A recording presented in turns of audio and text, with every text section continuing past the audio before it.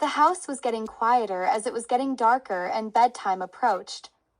The warm yellow light from the lamps made the room feel cozy. In the kids' bedroom, Bluey was full of energy.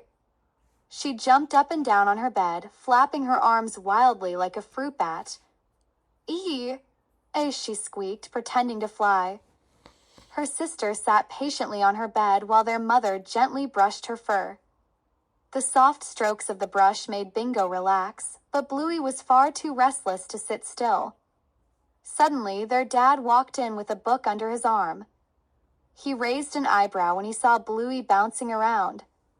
"Come on, that's a daytime game," he said in a playful but firm voice. She pouted. I just want to be a fruit bat." He smiled, knowing exactly how to capture her attention. "Yeah, I know, but fruit bats don't get to play the story game." She asked curiously, "What's the story game?" He explained, "It's when I tell you a story, but I pretend to fall asleep in the middle of it."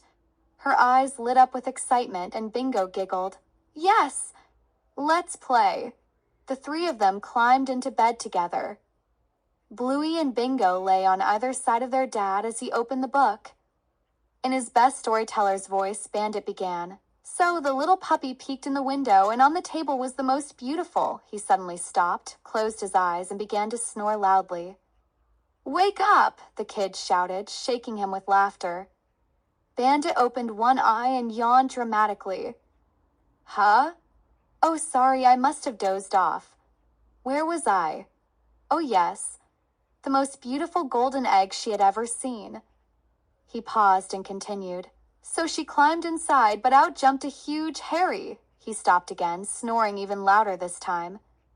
Bluey and Bingo couldn't stop laughing. "Wake up, Daddy," they cried. Bandit suddenly shouted, "Spider," making them both giggle until their stomachs hurt.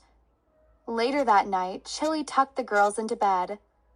She kissed Bingo goodnight, but Bluey was still wide awake. "I'm not tired," she whispered with frustration. She says gently, "I know. Just try.